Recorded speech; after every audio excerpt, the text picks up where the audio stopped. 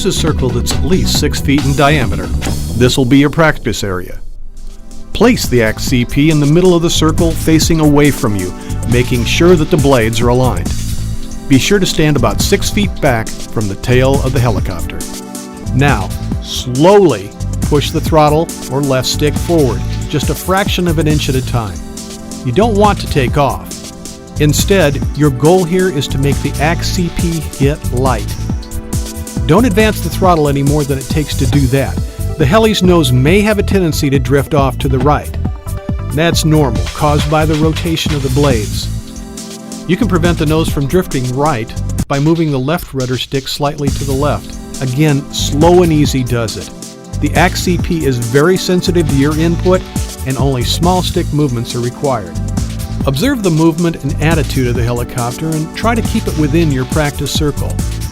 If the heli starts moving out of the circle, pull back the left stick slowly and wait for the blades to stop spinning.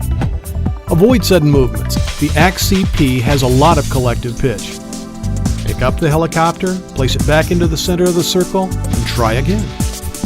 If the helicopter consistently moves in one direction, you can use the transmitter trims to help correct it.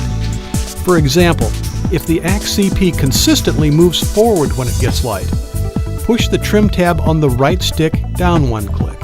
This will help counter the forward movement. Remember, just like the sticks, the trim tabs require only slight movement. Adjust the trim tabs one click at a time. Work on keeping the heli light and within the circle using the smallest amount of stick movement possible. You're trying to counter your heli's tendency to move. You'll find that the sooner you notice or even anticipate movement, the smaller the correction you'll need to make. Once you're confident that you can keep the helicopter in the practice area, it's time to hover the helicopter off the ground. Advance the throttle until the helicopter gets light. Then advance it a bit more until your axe CP is no more than a foot off the ground. Using the same flying skills you've just learned, try to keep the heli within your practice circle.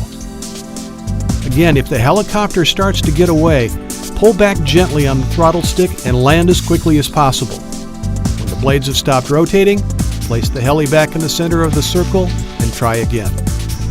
Learning to hover takes a great deal of time and practice. Wind makes learning to hover much more difficult, so stick with calmer days until you get comfortable. When you can maintain a constant 1 foot altitude, you can start rotating the heli to either side. Try to rotate the helicopter slowly until you see the side of the heli instead of the tail. If you get in trouble, just bring the tail back towards you. Try to maintain a hover. Your goal is to hover from every angle.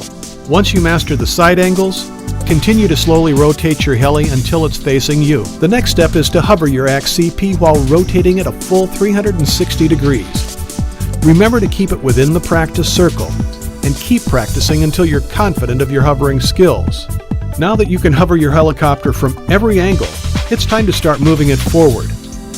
While hovering a foot off the ground, slowly push the right stick forward until your axe CP begins to move forward too. Please remember, as long as the helicopter is tilted forward, it will continue to move forward. To stop the forward motion, pull back gradually on the right stick until the helicopter comes level. Reduce the throttle stick and land the helicopter. Do this several times. Then, try to move the axe CP to the left and right using the same principle. As always, remember to use very small, gradual stick movements. Next, you can practice turning the helicopter during forward flight. This requires you to coordinate left and right cyclic used with left and right tail rotor for a smooth, clean turn. It's a good idea to practice constant heading circles.